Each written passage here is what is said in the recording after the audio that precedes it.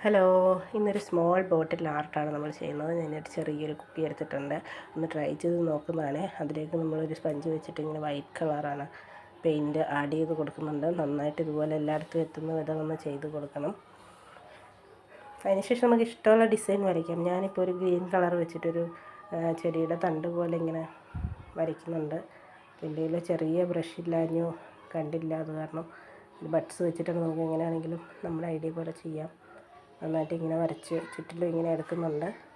അതിനുശേഷം ഫ്ലവറാണ് വരയ്ക്കുന്നത്. ഫ്ലവറിന് വേണ്ടിയിട്ട് റെഡ് കളറിലെടുത്തിട്ട് ഇങ്ങനെ ഡോട്ട് പോലെ ഇട്ട് കൊടുക്കുന്നുണ്ട്. നന്നായിട്ട് എല്ലാത്തിലും ഇങ്ങനെ അറ്റത്തായിട്ട് ഇങ്ങനെ ഡോട്ട് പോലെ നന്നായിട്ട് ഒരു ഫ്ലവറിൻ്റെ ഒരു ഇതിൽ ചെയ്തെടുക്കാം.